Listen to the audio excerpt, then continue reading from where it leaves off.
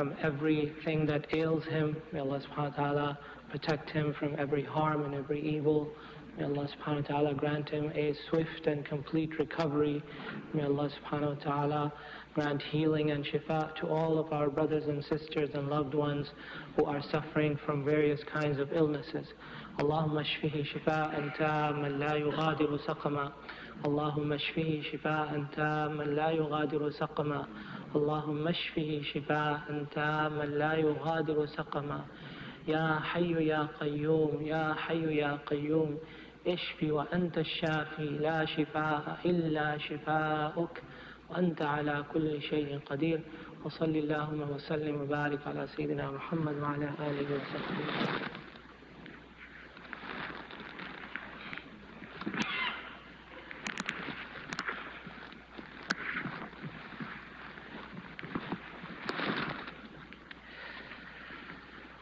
Bismillah, walhamdulillah, wassalatu wassalamu ala rasulillah, wa ala alihi wa ashabihi wa man wala.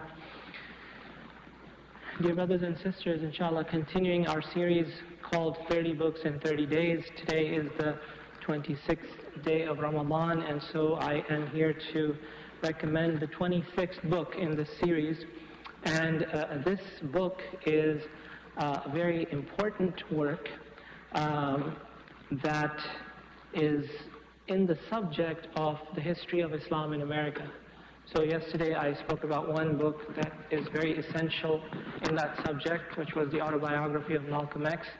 And that, of course, gives us a window into the history of the civil rights movement and the history of Nation of Islam, and the biography of one of the most influential figures in that time period, so the 1960s and around that time. But the history of Islam in America is much older than that. The history of Islam in America is much older than that. And so this book right here that I have is called Servants of Allah. Servants of Allah. African Muslims enslaved in the Americas, written by Sylviane A. Diouf. I believe it was written in 1998, if I'm not mistaken. Yes, it was written and published in 1998, and then 3 years later, September 11th happened.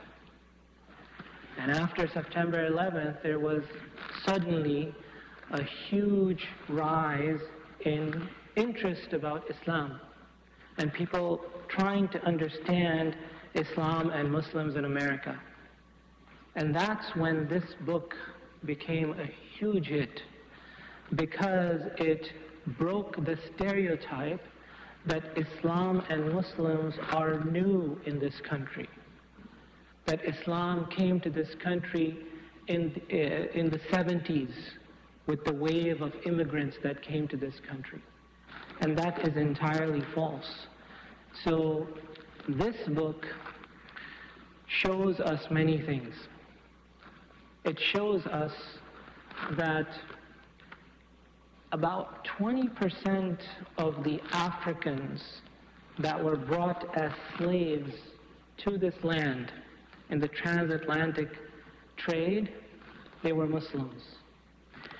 In fact, in some areas in the United States, such as the coast of the Carolinas, Georgia, and parts of Virginia, the percentages were as high as 40%. So anywhere from 20 to 40% of all the slaves that were brought to this country were Muslims. And why is it important for us to learn about this history? Because as Muslims, we need to know and we need to tell other people that our story in this country did not begin with the coming of the Syrians or the Lebanese or the Albanians or the Yemenis at the turn of the 20th century or a little bit earlier than that. It began with the lives of those courageous African Muslim slaves whose blood, sweat, and tears were instrumental in building this country. Imam Zayd Shakir, he says that the struggle of these people is our struggle. And our struggle should be viewed as a continuation of their struggle.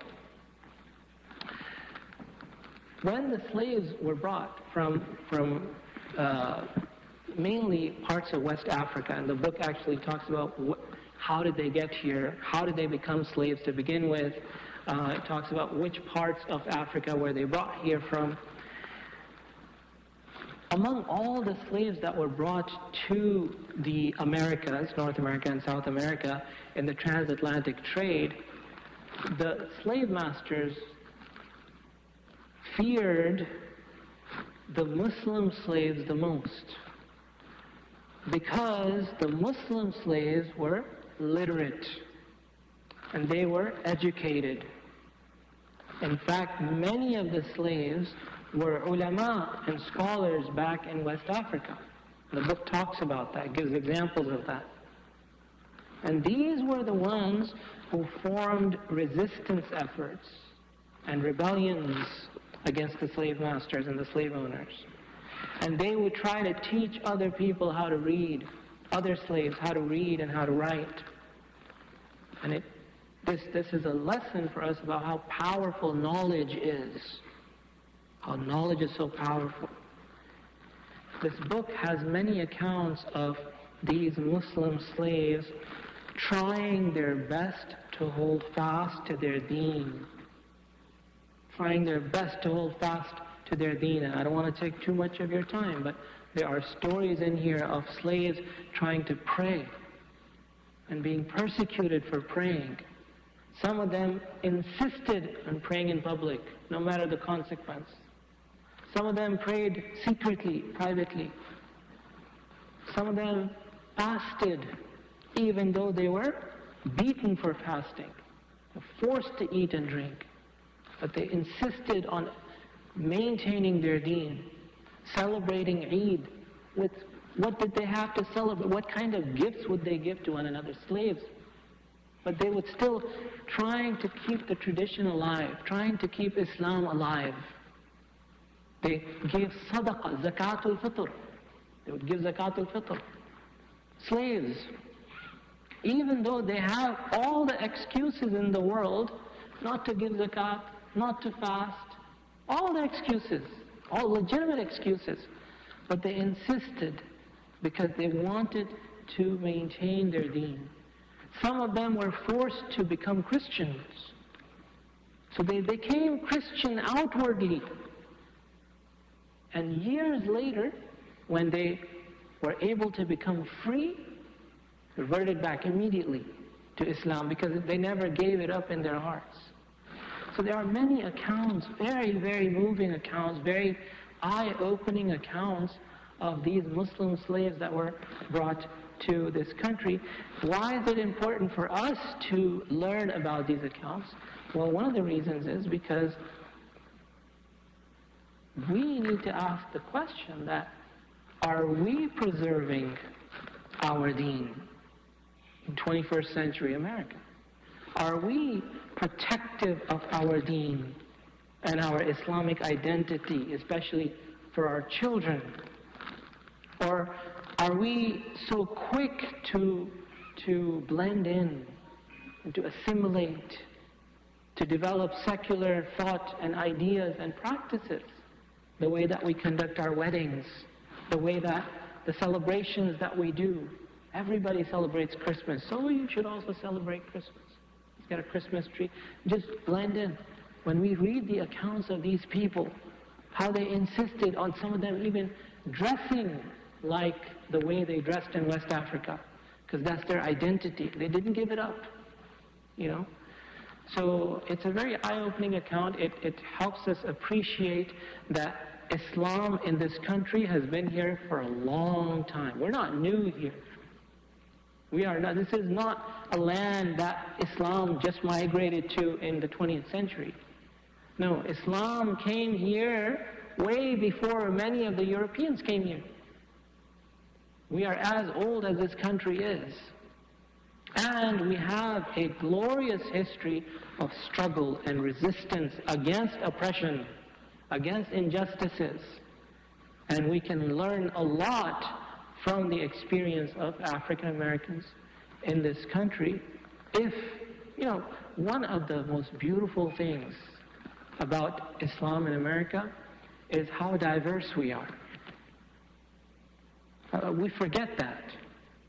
Every Eid I'm invited to different homes, and every home that I go to is the same nationality of people.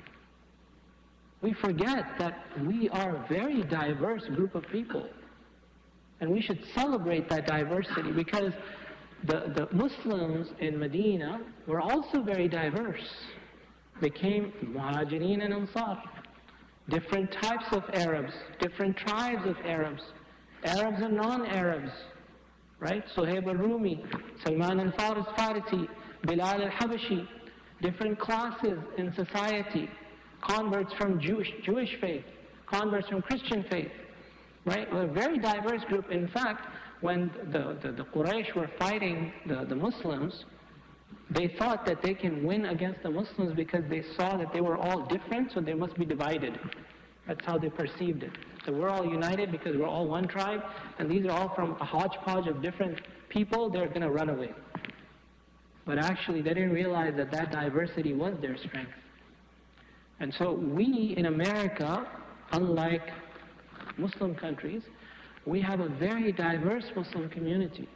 We can learn a lot from each other's experiences, each other's strengths, if we remain united with one another, if we celebrate this diversity and connect with people who don't come from the same background as us, but what unites us is La ilaha illallah.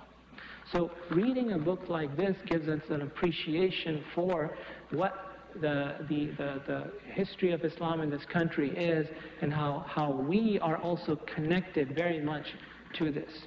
So once again, the book is called Servants of Allah, African Muslims Enslaved in the Americas. This is the newer edition of the book because this is the 15th anniversary edition. So you might find an older edition online as well. But I recommend this particular one, and you're welcome to take a look at it. I have it here, inshallah ta'ala. جزاكم الله خيرا والسلام عليكم ورحمة الله.